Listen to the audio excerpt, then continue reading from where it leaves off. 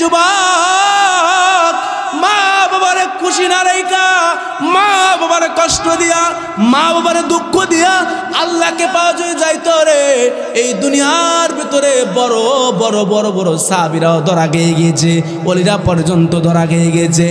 এক কলিজার যুবক ভাই, দিলের কান লাগায় শুনে নাও, পর্দার আড়ালে আমার যুবক বোনেরা আপনারা একটু খেয়াল করে শুনবেন। এই দুনিয়ার ভিতরে নিঃস্বার্থভাবে যদি কেউ কাউরে ভালোবাসে রে, সেটা হলো মা আর সেটা হলো বাবা। কথা বলেন ঠিক কি না? মা ছাড়া বাবা ছাড়া দুনিয়াতে যারা ভালোবাসে স্বার্থের জন্য ভালোবাসে, স্বার্থ শেষ তোমার পাশে আর কাউকে তুমি খুঁজে পাবা না। কিন্তু তোমার হায়াতের শেষ পর্যন্ত নিঃস্বার্থভাবে তোমাকে যারা ভালোবাসবে তারা হলো মা, তারা হলো বাবা। দুনিয়াতে তুমি তোমার মা বাবারে বাদ দাও না, টাকা দাও না, তোমার মা তোমার জন্য বদদোয়া করবে না, কষ্ট পাবে না, আল্লাহর দরবারে কানবে আর বলবে আল্লাহ আমি আমার সন্তানের প্রতি খুশি আছি গো, আমারও না দিক কিন্তু তুমি আমার বেটারে ভালো রাখো। আমার বাবা, আমার বন্ধু, এই যুবক, এই মির্জাপুর এলাকার যুবক, হাতে পায়ে ধরে বলি, যারা মার সাথে বেয়াদবি করেছো আজকেই মার পার হাত ধরে বাবার হাত ধরে ক্ষমা চাবা। মা বাবা কত দামি বস্তু, বোঝানোর মতো ক্ষমতা আমার নাই রে বাবা।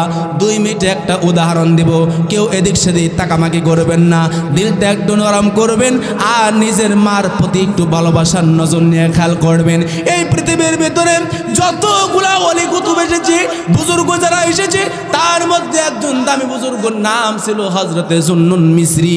মিশরের মধ্যে তার বাড়ি। আমার বাবা এত বড় আল্লাহর ওলি রে, তাফসীরের কিতাব লিখেছে, হাদিসের কিতাব লিখেছে, কোরআন গবেষণা করিয়া তিনি সকল কিছু রিসার্চ করে দেখলেন, এই দুনিয়ার ভিতরে আমার মা, দুনিয়ার ভিতরে আমার আসার জন্য যেই কষ্টটা ত্যাগ করেছি, ওই কষ্টের একটা নমুনা উনি পেশ করে বলে, মা যখন দুনিয়ার ভেতরে সন্তান যখন প্রসব করে, ওই কষ্টটা পৃথিবীর কোনো পুরুষ মানুষকে বোঝানো সম্ভব না, বুঝতেও পারবে না। এই বন্ধু, নিজের কষ্টগুলোকে 3 দিন পর্যন্ত মা জিহ্বার ভিতরে কাবুর দিয়ে সহ্য করে, কারো কাছে বলে না। সন্তান যখন মাথাটা ঠুকায় ঠুকায়া দুনিয়ার আলো যখন দেখতে চায়, ওই সময় মা আর সহ্য করতে পারে না। 2.5 ইঞ্চি রাস্তা এতটাই বড় হয়ে যাইতে থাকে, ব্যথার কারণে স্বামীর কাছে রাত্রে গুঙ্গায় গুঙ্গায় মাপচার বলে, গো ও আমার স্বামী, তোমার সংসার করতে গিয়া অনেক কষ্ট হয়তো তোমার মনে দিয়েছি, অনেক দুঃখ দিয়েছি, কিন্তু আমার মনে হয় আমার যে ব্যথা শুরু হয়ে গেছে, আমি আর বাঁচতে পারবো না। শ্বশুরের কাছ থেকে বিদায় নেয়, শাশুড়ির কাছ থেকে বিদায় নেয়, মা বাবার কাছে চলে যায়। আর যখন প্রসব বেদনা আমার শুরু হয়ে যায় গো আমার ভাইরা, অনেকের কাছ থেকে এইরকম শোনা যায়, ওই মা তখন ডাক দে বলে, দাও গো একটা ধারালো ছুরি আমার গলার ভিতরে দাও, আমার গলা কেটে ফেলো, কিন্তু এই ব্যথা সহ্য হয় না। ইমাম জুন্নুন মিসরি বলে, একজন মা কি পরিমাণ কষ্ট সহ্য করে সন্তান দুনিয়ার ভিতরে আনে, একটা উদাহরণ তিনি পেশ করে বলে, মানব দেহের ভিতরে 300-র উপরে হাড় গুড়ের জোড়া আছে, জয়েন্ট আছে, ব্রণ আছে, হাতের জোড়া, কবজির জোড়া, ঘাড়ের জোড়া, পায়ের জোড়া, যতগুলা হাড্ডি জোড়া জোড়া আছে, সকল জোড়াগুলা একসাথে একত্রিত টিভি দিয়া ভাঙলে যেই পরিমাণ কষ্ট না হবে, তার থেকে কোটি গুণ কষ্ট মায়ের প্রসব বেদনায় হয়েছে। এই কষ্টটা জুন্নুন মিসরি আর বুঝাইতে পারে নাই। ক্লাসের ভিতরে জুন্নুন মিসরি অজ্ঞান হয়ে গেল, আর বলল, আমার ছাত্ররা, এই দুঃখটা আমার মা সহ্য করিয়া যে আমার দুনিয়াতে আনলো, মা রেন্ট আমি এখন কেমনে কি দিয়ে শোধ করব? জুন্নুন মিসরি এবার বলে, আমার মা আমারে 9টা মাস পেটের ভিতরে রাখছে রি, আমার মারে আমি 9 মাস নয়, 9 বছর নয়, আমি নিয়ত করলাম 9 দিয়ে গুণে 18, 18টা বছর মারে কান্দে লইয়া আমি মিশর থেকে মক্কায় 18 বার আমার মারে আমি হজ করাবো। একটা জবান বন্ধ রাখবেন না, আওয়াজ দেখুন সুবহানাল্লাহ। জুন্নুন মিসরি এবার সে কোথায় মিশর আর কোথায় মক্কা, 2500 কিলোমিটারের ব্যবধান কম বেশি হতে পারে। আমার ভাইয়েরা, মাকে কান্দের মধ্যে লিয়া বৃদ্ধা মা কাবার চত্বরে গেছে, 6 মাস পর্যন্ত মারে নিয়ে গেছে, আবার হজ পালন করিয়া আবার ফিরে আসছে। এইরকম ভাবে একবার দুইবার নয়, 18টা বছর মাকে কান্দের মধ্যে রাখছে। সর্বশেষ 18তম বছরে বাইতুল্লাহর এমন একটা জায়গা আছে রে, এই কলিজার যুবক ভাই ভাইবো না, আমার মহান আল্লাহর কাছে চাইলে বলে আল্লাহ ফিরায় না, অবশ্যই আল্লাহ ফিরায় না, এটাই বাস্তব। আমার আল্লাহ আমার মক্কা মদিনায় নিয়েছে, আমি খানায় কাবার সামনে গিয়েছি, কাবার গিলাফটা আমি আমার নিজের হাতে ধরছি। ওই কাবার দরজার পাশে একটা জায়গা আছে, জায়গাটার নাম হলো মুলতাজাম। নবী আমার ডাক দেয় বলে ওই জায়গার ভিতরে দাঁড়াইয়া যে একটা দোয়া করবে, আমার আল্লাহ তার দোয়াটা কবুল করে নিবে। জোরে কন্যা সুবহানাল্লাহ। জুন্নুন মিসরি এবার তার মাকে ওই মুলতাজামের পাশে কাদের মধ্যে লিয়া, জুন্নুন মিসরির 2 চোখ বেয়ে বেয়ে পানিগুলো আসতেছে, আর কাবার মালিকের দিকে হাত তুলে ধরছে আর বলে, কাবার মালিক গো, ও আমার দয়াময় আল্লাহ, তাকায় দেখো গো, তোমার হাজার হাজার বান্দাদের মধ্যে আমি গুনাহগার, আমিও জুন্নুন তোমার দরবারে হাজির হয়ে গেছি। আল্লাহ, এমন কোন আমল নিয়ে হাজির হইতে পারি নাই, শুধুমাত্র একটা গুজারিশ তোমার দরবারে করতে চাই গো আল্লাহ। তুমি তাকাইয়া দেখো, আমার 100 বয়স উঠতে আমার বৃদ্ধা মা আমার কাদের মধ্যে লইয়া আমি 1টা বছর না 2 বছর নয় 18টা বছর পর্যন্ত তোমার ঘরে আই না, তোমার ঘর আমি তওয়াফ করাইছি, হাজর আসওয়াদ আমি চুম্মু খাইছি। ওগো আল্লাহ, আমি তোমার কাছে জানতে চাই, এই 18 বছরে হজ করাইয়া কি আমি আমার মায়ের ঋণটা কি পরিশোধ করতে পেরেছি? আমার ভাইরা, আমার বন্ধুরা, এই কথা বলে বলে জুন্নুন মিসরি 2 চোখের পানি ছেড়ে দিয়ে কাঁদতেছিল। এমন সময় কে যেন জুন্নুন মিসরি কানে কানে ফিস ফিস করে কথাগুলা বলতেছে। লোক দেখা যায় না, কিন্তু কথাগুলা কর্ণ করে গিয়া বাড়ি খায়। ডাকতে বলে, জুন্নুন, এই তুমি এত বড় আলেম, কোরআন পড়লা, হাদিস পড়লা, কিতাব পড়লা, এমন একটা অযৌক্তিক কথা, এমন একটা দুর্বল কথা তুমি আল্লাহর ঘরের সামনে আইসা কেমনে করে বললা রে জুন্নুন? এরে জুন্নুন, মহান আল্লাহর পক্ষ থেকে ঘোষণা, তুমি তোমার মাকে 18 বার কেন, 18 বছর কেন, 18 কোটি বার যদি আমি আল্লাহর ঘরের সামনে আই না, তোমার মারে তওয়াফ করাও, আল্লাহ জানাই দিয়েছে। তারপরেও মায়ের প্রসব বেদনার 2 ঘন্টার সময় দিকা 1 সেকেন্ড কষ্টের ঋণ পরিশোধ সম্ভব না। এই বাবা, এটা যদি বাস্তব হয়, এই বন্ধু, আল্লাহর কোরআনকে সামনে নিয়ে বলি, দুনিয়ায় যদি তুমি বড় হইতে চাও, দুনিয়ায় যদি তুমি শ্রেষ্ঠ হইতে চাও, দুনিয়াতে সম্মান পাইতে চাও, 1 নম্বরে তোমার মার কাছে তুমি শ্রেষ্ঠ হয়ে যাও। মাকে তুমি খুশি করার বাজান, তোমার গায়ের ভিতরে তোমার মার মাসিকের রক্তগুলা জমা জমা তোমার শরীরটা হয়েছে, 9টা মাস মায়ের গর্ভের ভিতরে ছিল রে। ওই সময় মা ভালো করে খাইতে পারে নাই, বমি হয়ে গেছে, সোজা হয়ে সইতে পারে নাই, চিত হয়ে শোয়া লাগছে, আমার ভাইয়েরা এবার জুন্নুন মিস্ত্রিকে কে যেন কানে কানে ডাক দে বলে, জুন্নুন রে এবার আরেকটা কথা তুমি শুনে নাও, তুমি যে 18টা বছর তোমার মাকে তুমি কান্দের মধ্যে লইয়া তুমি যে এই জায়গায় যা হজ পালন করছো এটা সত্য। ওরে জুন্নুন তোমার যখন পেশাবের দরকার হয়েছে তোমার মারে তুমি কাঁধে থেকে নামাইছো, পায়খানার দরকার হয়েছে কাঁধে থেকে তুমি নামাইছো, খাওয়ার দরকার হয়েছে তুমি কাঁধে থেকে নামাইছো, কিন্তু এর জন্য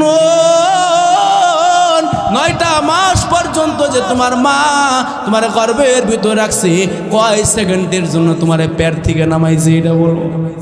না না, দুনিয়ার কোনো মা এমনটা নামায় নাই। যত কষ্ট হোক তোমার মায়ের উপর দিয়ে শীত গেছে কিন্তু সন্তানকে শীত লাগতে দেয় নাই।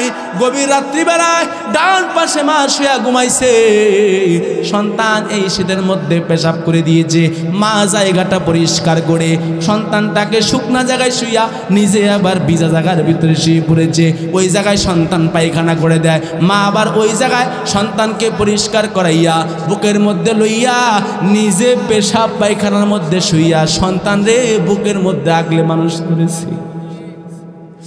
এই বাবা, এটা তো কিতাবের ঘটনা শুনলেন, বাস্তব 2টা কথা শুনলেন রে বাবা।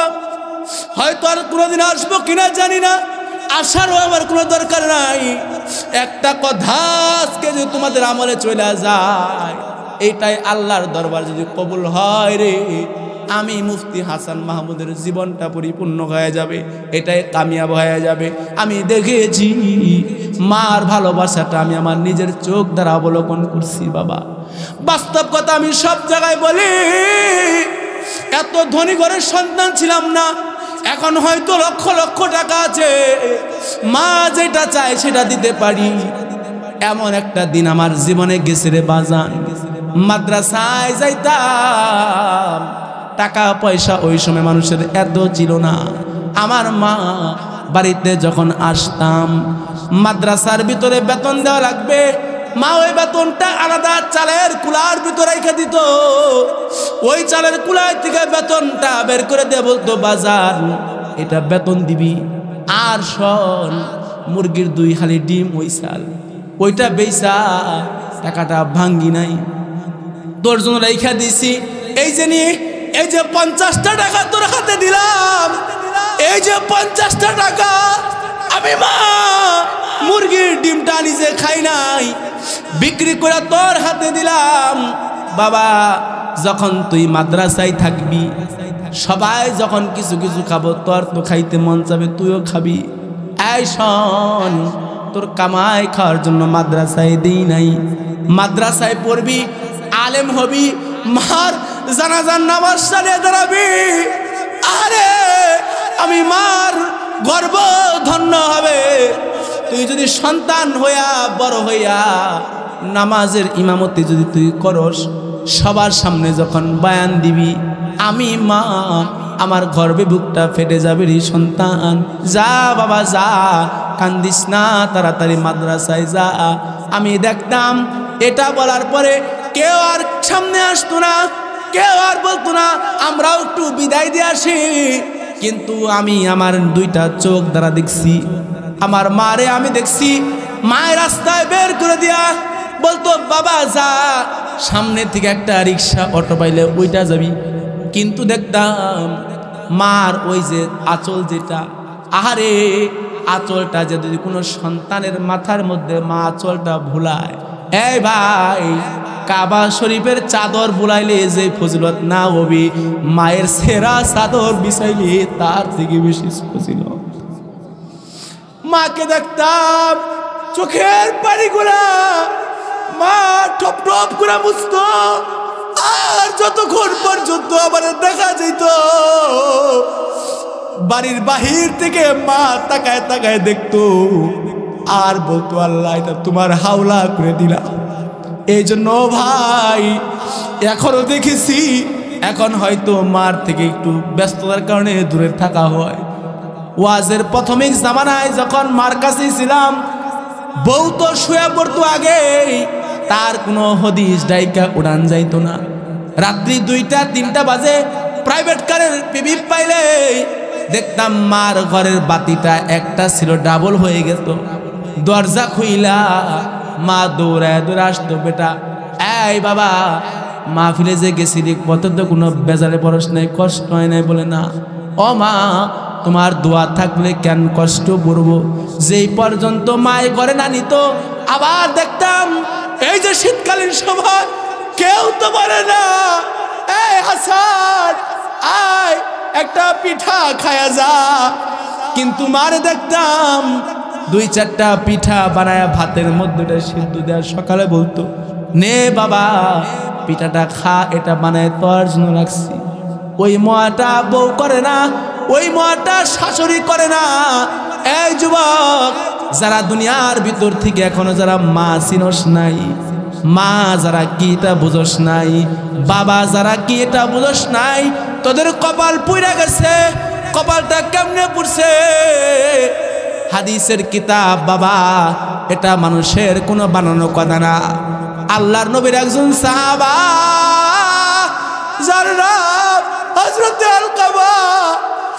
এই কলিজার ভাই, এই কথা শোনার পরে কলিজা আঘাত লাগা যায়। একজন সাহাবা যারা হয়, সাহাবার মর্যাদা তো সাহাবারা বিনা হিসাব জান্নাত, কথা কোন ঠিক কি ঠিক না?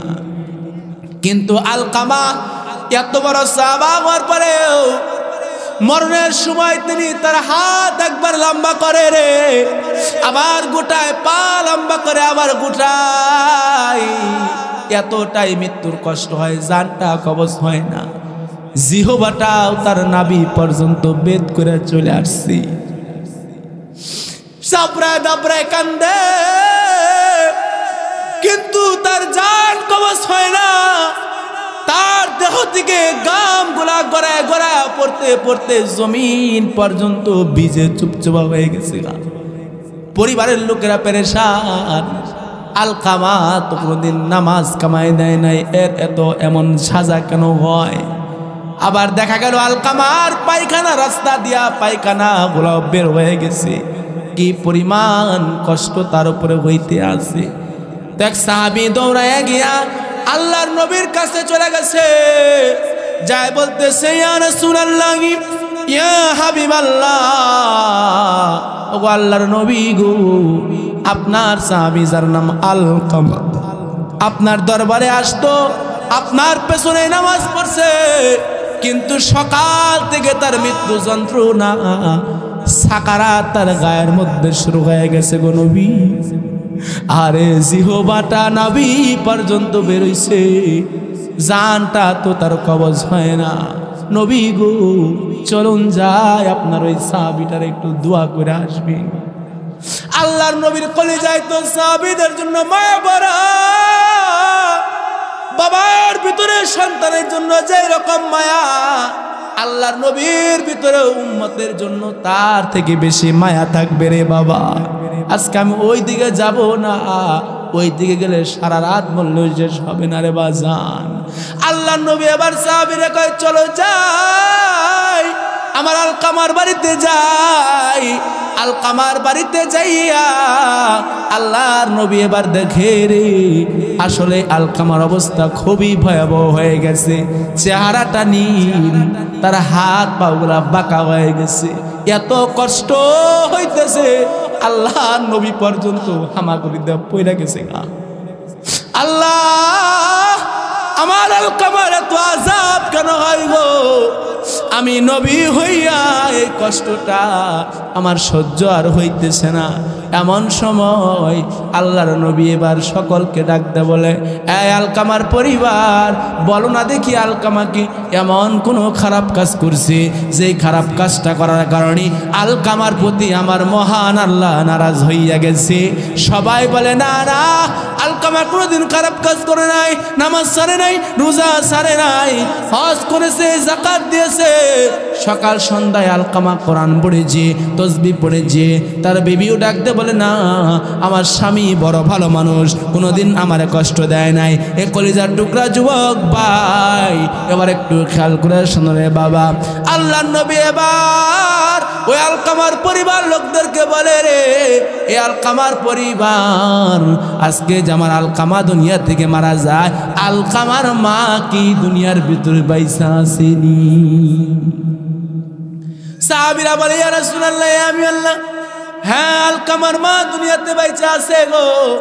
কয় তার মাটা অতিশয় বিদ্যা হওয়ার কারণে ঘর থেকে তার মাটা উঠতে পারে না, ওই ঘরের ভিতরে পড়ে গেছে, বিছানা থেকে নিজে ভর করে দাঁড়াইতে পারে না। আল্লাহর নবী কয়, তোরা দুইজন গিয়া যা, আলকামার মারে এই জায়গায় একটু ধরে আন, আর বলবি আল্লাহর নবী তোমাকে যাইতে বলছে। এবার আলকামার মা, এই বন্ধু একটু খেয়াল করে শুনে নেন, আলকামার মা এবার আসছে, আল্লাহর নবী বিশ্ব নবী আলকামার মার দিকে তাকাইয়া বলতেছে, এই মা, এই যে সন্তানটা, এটা কার সন্তান? মা জবান খুলে না, জবানে মা কোনো একটা কথা বলে না, বারবার বলার পরে কয় আমার সন্তান এইটা। আল্লাহ নবী এবার ডেকে ডেকে বলে, মা এইটা যে তোমার সন্তান হয় গো, তোমার সন্তান আজকে মৃত্যুর সময় যে কষ্ট হয়, আহারে উহুদ পাহাড়ও যদি কারো উপরে ছেড়ে দেওয়া হয় এত কষ্ট হবে না, পুরা চামড়ার টাইনা সিরা ফেলাইলেও এত কষ্ট হবে না যেমন কষ্টটা তোমার সন্তান আলকামার হইতেছে। ও মা গো, বলো না এমন কি কোনো খারাপ কাজ বা এমন কোনো খারাপ ব্যবহার কি আমার আলকামা তোমার সাথে করেছে, যার কারণে তুমি তার প্রতি অসন্তুষ্ট থাকার কারণে মহান আল্লাহর পক্ষ থেকে আলকামার জানটা কোনো কবজ হয় না? এই কথা বলার যদি মা ফুপাইয়া ফুপাইয়া চোখের পানি ছেড়ে দেয় আর বলে, ও আল্লাহর নবী, না না আমি বলবো না। কয়, মা গো, আপনার বলতে হবে না, আপনি আপনার সন্তানকে মাফ করে দেন। মা এবার ডাকতে বলে, ইয়া রাসূলুল্লাহ, ইয়া হাবিবাল্লাহ, এই সন্তানকে আমি আমার জীবনের সব থেকে মায়া আর মহব্বত দিয়ে আমি আমার গর্বের ভিতরে ধারণ করলাম, 9টা মাস আমি গর্বে রাখলাম, মৃত্যু যন্ত্রণা এটাকে অপেক্ষা করে দুনিয়ার ভিতরে আমি আনলাম, আনার পরে পারলাম যখন আমার আলকামার আমি বিয়ে দিব তার আগ পর্যন্ত আমার সাথে ভালো ব্যবহার করেছি আমি। মা আমার দিয়ে কখনো চোখ রাঙায় কথা বলে নাই, কিন্তু বিয়ে শাদী করবার পরে আমার আলকামা আমার উপরে চড়াও হইতে হইতে এমন বেয়াদবির সীমাটা বাড়ায় ফেলছে।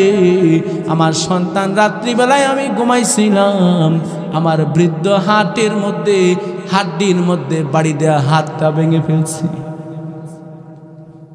এ আল্লাহর নবী, আমার জবাবটাকে দেন। আমি আমার বৃদ্ধা হাড়, এই হাড়ের মধ্যে আঘাত দেওয়ার জন্য কি সন্তান পেটে ধরছিলাম? আল্লাহ নবী পর্যন্ত তিনি হাউমাউ করে কাঁদলেন। আহারে, এমন কাজটা সন্তান কেমন করে করলো? মা কয়, আমি আমার আলকামারে তখন বললাম, বাবা এই বৃদ্ধ হাড়ের মধ্যে মারিস না, কলিজার ভিতরে আঘাত লাগা যায় রে বাবা। আল্লাহ নবী এবার বলে, মা যেহেতু আপনি আপনার সন্তানদের ক্ষমা দিবেন না, যেই পর্যন্ত ক্ষমা না দিবেন ওই পর্যন্ত মহান আল্লাহ আপনার সন্তানদের ক্ষমা দিবে না। তাহলে আমি একটা কাজ করি, এই সাহাবারা কিছু লাকড়ি একত্রিত করো, কিছু কাঠ করি এক জায়গায় করো, আগুন জ্বলায় দাও, ওই আগুনের মধ্যে আমার আলকামার লাশটা পুড়ায় দাও, যাতে করিয়া দুনিয়ার অপরাধের শাস্তি তার দুনিয়ায় ভোগ হয়ে যাক, আখিরাতে যেন আমার আলকামার জাহান্নামে যাওয়া না লাগে। এই কথা বলতে দেরি মায়ের কলিজার ভিতরে যেই পরিমাণ সন্তানের প্রতি রাগ ছিল, সন্তানের প্রতি ঘৃণা ছিল, কষ্ট ছিল, মা তখন সব কষ্টগুলা ভুলে যাইয়া তার পরিমাণ মহব্বত মাই লইয়া আল্লাহর নবীকে এবার ডাক দে বলে, ওগো আল্লাহর নবী, না না না, একটা সন্তান আমি গর্ভে ধারণ করছি, আমি মায়ের সামনে আমার সন্তানকে চিতায় পুরাইলে মায়ের কলিজায় সবে না। নবীজি কয় তোমার কলিজায় যদি না সয় তোমার সন্তানের মাপ দিয়া দাও। আমার ভাইরা মা তখন বলল যাও, একমাত্র নবীর কথায় আমি আমার আলকামার অপরাধ মাফ করে দিলাম। এই কথা বলতে দেরি আলকামা কালেমা পইরা ইন্তেকাল করতে 1 মিনিটও দেরি হয় নাই। চিৎকার মেরে কন্যা সুবহানাল্লাহ। এই জন্য আমার ভাইয়েরা করে সর্বনাশ। রাত বাজে কয়টা? 12টার উপরে চলে গেছে, আমার তো টিয়ারই নাই। আপনারা কি জিন্দা আছেন না গেছেন? আমি কই কে রে? কই 11টা 11:30 মানে বাজে না, 12:30 বেজে গেছে। কিন্তু বিশ্বাস করেন আমি যে সূরার আয়াত তেলাওয়াত করছি ওরা ধারে কাছে যাইতে পারিনি। তাহলে এখন মনে হয় আর ওয়াজকে লম্বা করা সম্ভব হবে না। তাহলে এখানেই যেহেতু রাত প্রায় 12:30 বেজে গেছে, ভাইজান কি বলেন আপনি বিশ্বাস করেন আমি আল্লাহর কসম এই যে কথা বলছি ঘড়ির দিকে আমি তাকাই না, তাকাই দেখি যে সর্বনাশ 12টা উপরে। তাহলে আপনারা যদি উঠা বসে করেন তাহলে আর চালাবো না। যদি একটু এটা কি মুততে গেতেছে নাকি একবারে বিড়ি খাইতে গেতেছে আল্লাহ জানে। তাড়াতাড়ি ভাই আপনাদের কষ্ট দিব না, কিন্তু দুঃখের ব্যাপার হলো আমি যত কষ্ট করে আইলাম আয়াতটাই তো যাইতে পারলাম না। আর আপনি কি করবেন কোন? আমার ফাঁসি দিবেন না জেল দিবেন? তাহলে দোয়াটাই করবো ভাই আমার। 5টা মিনিট আর কথা বলে শেষ দিয়ে দেবো বিরক্ত হবেন ইনশাআল্লাহ। তাহলে আমার ভাইয়েরা একটু খেয়াল করতে হবে। কোরআন শরীফ থেকে একটা সূরা পড়েছিলাম, যে সূরার নাম হলো সূরাতুর রহমান। আমার ভাইয়েরা এটা আবার এমন একটা সূরা যে সূরাটার গুণগান সম্পর্কে একদিন নয় 2 দিন নয় বছরের পর বছর করলে শেষ হবে না। একটা উদাহরণ দেখাই। বাংলাদেশের ভিতরে আমরা যারা থাকি বাংলাদেশের জাতীয় সঙ্গীত আছে না নাই? কথা বলতে হবে সবাই, কথা আছে না নাই? বাংলাদেশে একটা জাতীয় সঙ্গীত আছে। ভারতের ভিতরে যাবেন ভারতে একটা জাতীয় সঙ্গীত আছে। সৌদি আরবে যাবেন একটা জাতীয় সঙ্গীত আছে। আমার আল্লাহ কয় আমি যে সমস্ত বান্দাদেরকে জান্নাত দিব, জান্নাতে যাবে রে, ওই সময় জান্নাতে যাওয়ার পরে জান্নাতেও একটা জাতীয় সঙ্গীত হবে, ওইটার নাম হলো সূরা রহমান। আপনারা ঘুমায় গেছেন, জোরে বলেন আলহামদুলিল্লাহ। আরেকটা আওয়াজ দেবেন আল্লাহু আকবার, আরেকটা আওয়াজ দেবেন আল্লাহু আকবার। আমার বন্ধুরা এই দুনিয়া যেহেতু চির শান্তির জায়গা না, আমি কিন্তু একদিকে ঠিক আছি, ওয়াজটাই কিন্তু আজকে শান্তি নিয়ে। দুনিয়ার ভিতরে চিরজীবন শান্তি পাওয়া যাবে না। শান্তি আজকে থাকবে কালকে থাকবে না, আজকে সুস্থ থাকবো কালকে থাকবে না। ও ভাই আছে আছে, টেনশন করে না আছে। আমার ভাইয়েরা এবার মনোযোগ দিয়ে বসেন, মজার কথা হবে। আমার ভাইয়েরা দুনিয়ার ভিতরে চিরজীবন শান্তি পাওয়া যাবে না, শান্তি পাওয়ার জায়গা হলো একমাত্র জান্নাত। আওয়াজ দিয়ে কোন ঠিক কিনা? ওই জান্নাতের ভিতরে আমার বন্ধু যেই মানুষগুলোকে আমার আল্লাহ কিয়ামতের ময়দানে আল্লাহর দয়া জান্নাতে দিবে, আরেক দলকে আল্লাহ জাহান্নামে দিবে। জাহান্নামের নামে বাদ দিয়ে দিলাম, জান্নাতে যাদেরকে দিবে এটাও একবারে শর্টকাট করে বলি। আমার ভাইয়েরা জান্নাতে যখন যাবেন গো, ওই সময় প্রত্যেক পুরুষকে আমার আল্লাহ 18 বছরের যুবক বানাইয়া প্রবেশ করাবে। জোরে কন্যা সুবহানাল্লাহ। এমন জীবন থাকবে এখনকার মতো না, ধাক্কা দিলেই পরে বিয়া করে 2 মাস পরে বউ ডেকে না, হারবালে দৌড়াদৌড়ি করে, ডাক্তারের কাছে দৌড়াদৌড়ি করে। এমন নয় রে, 400 পুরুষের সমান শক্তি আল্লাহ একজন পুরুষে দিবে। লম্বা হবে 60 হাত। ওই জান্নাতের ভিতরে পায়খানা নাই, পেশাব নাই, দুঃখ নাই, কষ্ট নাই, ব্যথাও থাকবে না। জান্নাতের ভিতরে রেনের কোনো পেরেশান নাই, কিস্তি আলাইবো ডরাই দেবো এই কোনো ভয় নাই। আমার ভাইয়েরা ওই জান্নাতের ভিতরে আমার আল্লাহ মেহমানদারি করবার জন্য প্রথমে যে মাছের একটা বোনা দিবি রে, তাফসীরের কিতাবে আসছে 500 আইটেমের মাছের বোনা রেডি। সুবহানাল্লাহ। আগামীকাল করে কই নাম ধরা। আমার ভাইরা এবার তাকায় দেখবে জান্নাতের ভিতরে এত বিশাল একটা পাখি ঘুরে। ওই পাখি ডাকতে বলবে আমারে খাও, আমারে খাও। পাখিটা যখন খাওয়ার ইচ্ছা করবে, একটা পাখির ভিতরে আমার আল্লাহ 70 রকমের আইটেমের খাবার পেশ করিয়া দিবি। আপনি কয়টা খাবেন আমার ভাইরা? শুধুমাত্র তাই নাই, আল্লাহ নবী বলে জান্নাতে যাওয়ার পরে রে যাকে আমার আল্লাহ একটা বড়ই দিবি, ওই বড়ইটা বাংলাদেশের মেশিনে মাপলে ওজন হবে 10 মণ। আর আপনি কোন হুজুর এই 10 মণ বড়ই কি সোমেলে কাইড়া খামু? আরে মিয়া, আপনি যদি 60 হাত লম্বা হন, আপনার মুখটা কি 2 ইঞ্চি হবো? কথা কয় না কে? আপনি যত বড় হবেন, দুনিয়ার ভিতরে কুল বড়ই খাইতে যেমন টেস্টি লাগে, জান্নাতের ভিতরে আমার আল্লাহ এমন কত নিয়ামত দিবে আমার ভাইরা, 6 বছর বললেও আপনারা আমার কাছ থেকে শুনে শেষ করতে পারবেন না। এত এত নিয়ামত আল্লাহ দিবে। এই যুবকরা তখন পাগল হয়ে যাইব। যুবকদেরকে না সবাই রে আল্লাহ 70টা করে বউ দিব। একটা নিয়ে পানি না, আবার 70টা কেমনে ফার্মো? কথা কোন ঠিক কি দিকে না? ওরা আপনারে গালি দিবে না, ওরা আপনারে মারতে পাবো না, বাতের চামচ দেও ঢেল দিবে না, খোসানি দেও গাওয়া দিবে না। ওরা আপনারে সুন্দর সুন্দর গান গেয়ে গেয়ে শোনাবে।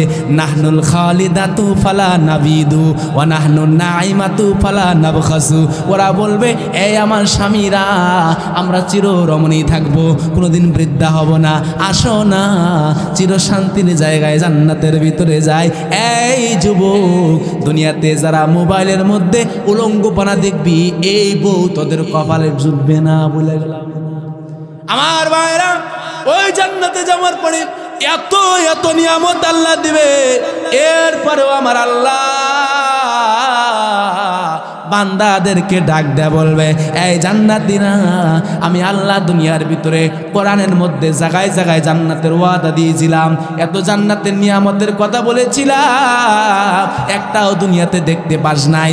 জান্নাতে যে নিয়ামতগুলা পাইছা, আমার ওয়াদার সাথে জান্নাতের নিয়ামত মিল আছে। তো এবার জান্নাতীরা ডেকে ডেকে বলবে মালিক, শুধুই মাত্র মিল তাই নয় গো, দুনিয়ার ভিতরে যে ওয়াদা আপনি দিয়েছিলেন তার থেকে লক্ষ কোটি গুণ বেশি নিয়ামত আমরা পাইছি।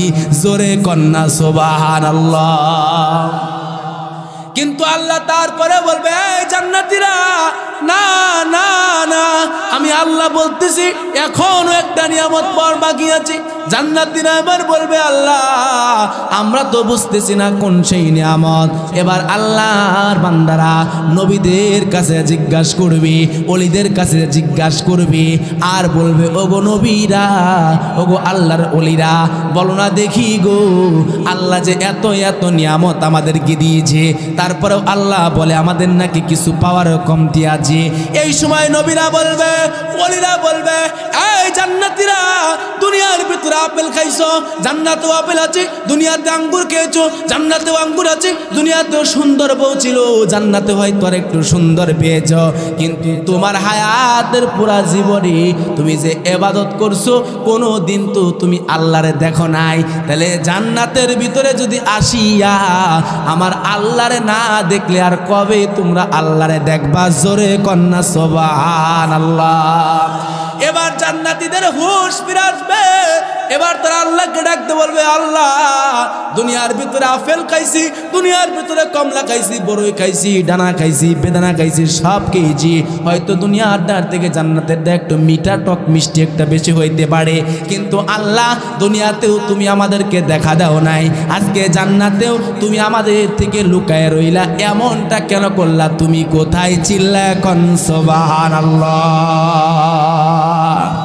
আল্লাহ এবার ডাকতে বলবে এই জান্নাতীরা, এই কথাটাই তো তোমাদের মুখ থেকে জানার জন্য আমি আল্লাহ বারবার করে বলতেছিলাম, জান্নাতীরা রে, এখন পর্যন্ত একটা নিয়ামত পাওয়ার জন্য বাকি আছে, তোমাদের নিজের মুখে থেকে বলার আগ পর্যন্ত আমি আল্লাহ নিজে বললে আমার ইজ্জত থাকে না।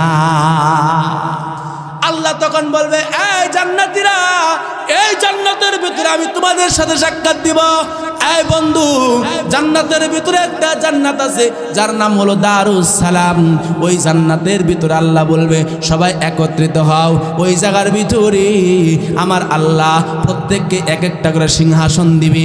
ওই আসনটা এইরকম সুপার তৈরি হবে না রে বাজান, হীরা মানি মুক্তা জহরত দেওয়া হবে, রূপার প্লাস্টিক দিবে, তার উপরে স্বর্ণ দিবে, তার উপরে হীরা দিবে। আমার ভাইয়েরা, এক একটা চেয়ারের উচ্চতাই হবে আসমান আর জমিন। আপনার চেয়ারে ওই দিন কেউ দখল করবে না। যার যার চেয়ারে তার নাম, তার বাবার নাম, তার দাদার নাম, 14 গোষ্ঠীর নাম সহকার লেখা থাকবে। যার যার চেয়ারে সেই জান্নাতের ভিতরে বসে থাকবে, হুদাহুদি বসে থাকবে না। এই যে বয়নের পর একটা খিচুড়ি ফুটলা আশা অনেকেরই আছে, গরম গরম খাইতে ভালো লাগবো, ওই খিচুড়ি না, আল্লাহ প্রত্যেকটা জান্নাতীদের হাতে দামি দামি শরব দিবে, মধুর শরব দিবে, মদের শরব দিবে, দামি দামি খাবার দিবে, জান্নাতীরা খাবে। এমন সময় আমার আল্লাহ তার 70,000 নূরের পল্লাটা উঠাইয়া ওই দিন জান্নাতি বান্দাদেরকে আমার আল্লাহ একটা সালাম দিবে।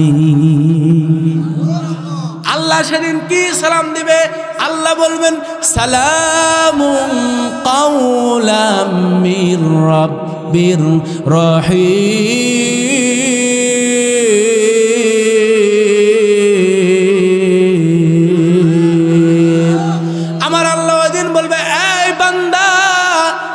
আমি আল্লাহর পক্ষ থেকে সালাম, এই সালামের জবাবটা সরিয়া মানুষগুলা একদিন নয়, 2 দিন নয়, 70 বছর পর্যন্ত অজ্ঞান হয়ে থাকবে। যখন মানুষের জ্ঞান ফিরে আসবে, আল্লাহর নূরের তাজাল্লি দেখিয়া মানুষের উৎপল্লটা এমন বেড়ে যাবে রে, পাগলের মতো মানুষ হবে, মানুষগুলা উন্মাদের মতো করতে থাকবে। হায় রে হায়, এটা কি দেখলাম, আল্লাহর সৌন্দর্য কেমন রে, ওটা বলার মতো ক্ষমতা আমি মৌলবীর জ্ঞান স্বয়ং বিশ্ব নবীও পারে নাই। আমার ভাইরা, ওই দিন জান্নাতে আমার আল্লাহ বলবে এই জান্নাতীরা, এই জান্নাতের ভিতরেও আমি আল্লাহ একটা অনুষ্ঠানের ব্যবস্থা করলাম। ওই জায়গার ভিতরে কোনো ডেক্সেটের নাচানাচি না, নর্তকী নাচবে না। আমার আল্লাহ বলে বান্দারে, এই জান্নাতের ভিতরে আমি আল্লাহ একটা কেরাত ওয়াজের ব্যবস্থা করলাম। জোরে কন্যা সুবহানাল্লাহ। আমার আল্লাহ ওই দিন জান্নাতে নিজেই সভাপতি হয়ে যাবে, প্রধান অতিথি বানাবে আল্লাহ নবী বিশ্বনবী রাহমাতুল্লিল আলামিনকে। আর একজনকে আল্লাহ পাক বিশেষ অতিথি বানাবেন, যার নাম হযরত দাউদ আলাইহিস সালাম। আপনারা জানেন দাউদ পয়গম্বর রে আমার আল্লাহ এতটাই সুন্দর কণ্ঠ দিয়েছিলেন, তার কণ্ঠের কারণে সমুদ্রের মাছ পর্যন্ত তার তেলাওয়াত শুনতে বাধ্য হইত। জান্নাতের ভিতরে দাউদ পয়গম্বরের তেলাওয়াত শুনবে, মানুষগুলা উলতে থাকবে আর দুলতে থাকবে আর বলবে হায় রে হায়, কত সুন্দর, এমন সুন্দর তেলাওয়াত তো জিন্দেগিতে শুনি নাই। এমন সময় আল্লাহ বলবে ও দাউদ রে, তোমার তেলাওয়াতটা বন্ধ করো। এই কোরআনের জন্য দুনিয়ার ভিতরে তুমি মেহনত করো নাই, তুমি কষ্ট করো নাই। জান্নাতের ভিতরে প্রধান অতিথির জায়গায় আজকে মুহাম্মাদুর রাসূলুল্লাহ আল্লাহর কোরআন তেলাওয়াত করবে। আমার ভাইরা, দেখা গেল দাউদ পয়গম্বর রে আমার আল্লাহ যেমন কণ্ঠ দিয়েছিলেন, তার থেকে 1000 গুণ বেশি সুন্দর হবে বিশ্ব নবীর কণ্ঠ। সুবহানাল্লাহ। আস্তে খন নবী এবার কোরআন শরীফ থেকে তেলাওয়াত করবে ইয়াসিন ওয়াল কুরআনিল হাকীম।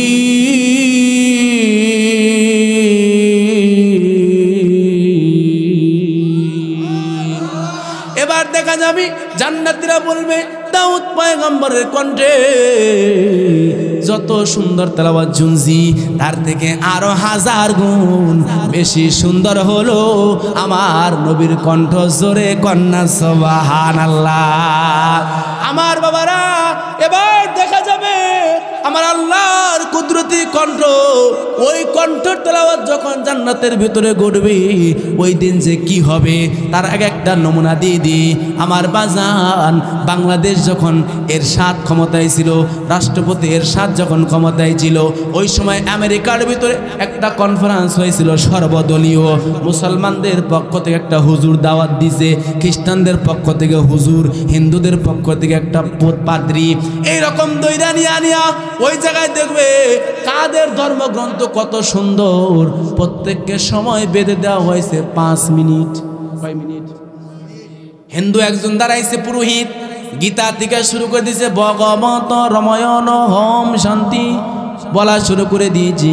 দেখে মানুষ তো নড়বে দূরের কথা, মশাও নড়ে না। কি বললো? মাইক বন্ধ। এরপরে খ্রিস্টানদেরকে দিছে বাইবেল থেকে পড়ে god is not, god the allow, মানে পড়া শুরু করে দিয়েছে কিছুই না। আবার ইহুদিরা পড়ছে, বৌদ্ধরা পড়ছে, কারো পড়ার মধ্যে কোনো মায়া নাই। এটা কি ধর্মগ্রন্থ না কসু? সর্বশেষ বিচারকদের মাথা গরম, কি আল্লামার এরা কি পড়ে। সর্বশেষ মুসলমানদের পক্ষ থেকে হুজুর নিছে, তার নাম হলো তৎকালীন বিশ্বের বড় কারি, নাম আব্দুল বাসেত। নাম কি জোরে কান? এবার কারি আব্দুল বাসেত। আমার ভাইরা, সময় যেহেতু শেষ হয়ে গেছে, বিস্তারিত বলতে পারতেছি না। ওইখানেও এটাই ঘটছিল। সব বিচারকরা কয় মাথা নষ্ট হয়ে গেছে গা, তাড়াতাড়ি এই মাহফিলটা, কনফারেন্সটা বাদ দিয়ে দাও। 5 মিনিট জায়গায় কয় সময় দাও মাত্র 3 মিনিট। কয় মিনিট সময় দিছে কারি আব্দুল বাসেত। মাইকের সামনে বসার পরে আপনারা দেখবেন কারি সাহেব যারা হয়, হয়তো অনেক মাহফিলে গেছেন, কারিরা তেলাওয়াত করে, দেখবেন কারিরা একটু পুষ মাছ বেশি নেয়, এরকম মুসুম কোটিমোটি এইরকম সাইজ করতে দেখে।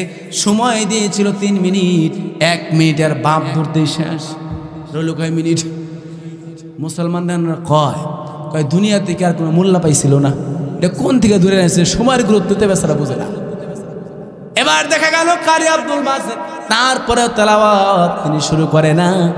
এবার দেখবেন কারিরা নিঃশ্বাস নেওয়ার জন্য বড় করে একটা হা করে শ্বাস নেয়, আর কি পেট্রোল নিতে আসে। তো এটা করতে করতে সময় গেছে গা আরো 1 মিনিট। রইল কয় মিনিট? মুসলমানরা সবাই নিচের দিকে মাথা দেখায়, শেষ, আজকে কাম হয়েছে, আজকে মুসলমানরা হেরে যাবে। আমার ভাইরা, এবার যখন কারি আব্দুল বাসেত মহান আল্লাহর পক্ষ থেকে চেষ্ট একটা নিয়ামত কণ্ঠটাকে ধরিয়া কানের মধ্যে হাত দিয়ে যখন তেলাওয়াত শুরু করলেন, বিসমিল্লাহির রহমানির রহিম।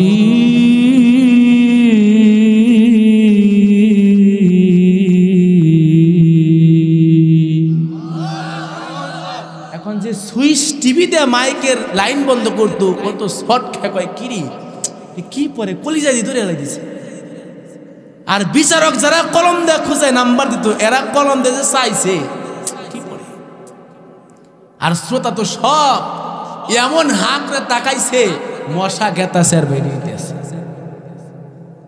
তেলাওয়াত করতে করতে হঠাৎ করে কারি আব্দুল বাসেত যখন তেলাওয়াতটা বন্ধ করে দিল, সাদাকাল্লাহুল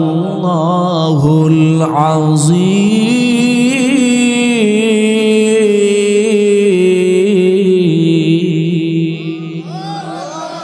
এবার তাকায় দেখে রে, তেলাওয়াত তিনি 1 মিনিট 2 মিনিট করছে, বিষয়টা এমন নয় রে, ওই জায়গায় তেলাওয়াত করেছে দীর্ঘ 3 ঘন্টা। একটা জবান বন্ধ রাখবেন না, আল্লাহু আকবার। এই জোরে করে বলে আল্লাহু আকবার। এই দুনিয়ার মানুষ সময় দিয়েছিল মাত্র 3 মিনিট। আল্লাহ কয়, এই আব্দুল বাসেত, আজকে তুই আমার কণ্ঠের তেলাওয়াত করবি রে, আমার কুদরতি কণ্ঠে তেলাওয়াত করবি। আমি আল্লাহ সবার নজরটা বন্ধ করে দিব, সবাইকে তোর দিকে চুমুক ফেরাই দিব, তুই তেলাওয়াত কর। কারি আব্দুল বাসেতকে দুনিয়ার মানুষ দিয়েছিল অনলি 1 মাত্র 3 মিনিট, কিন্তু মহান আল্লাহ দিয়েছে 3 ঘন্টা। ওই সঙ্গে সঙ্গে কনফারেন্সের ভিতর থেকে আমার বাবাজি দেখা গেল রে শত শত মানুষগুলা ওই জায়গার ভিতরে দাঁড়াইয়া কারি আব্দুল বাসেতের হাতে আর মাথার মধ্যে হাত দিয়া দিয়া বলে, ওগো আব্দুল বাসিত, তেলাওয়াত আপনি বন্ধ করবেন না।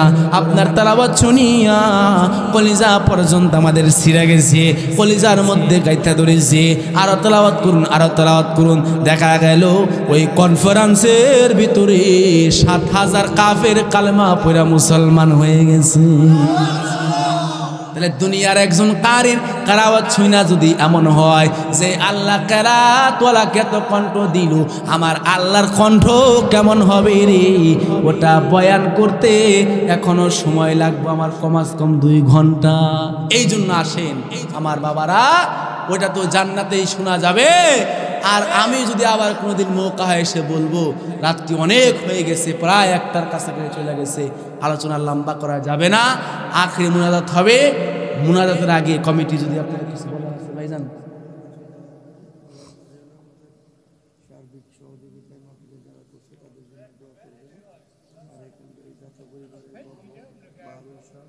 ভালো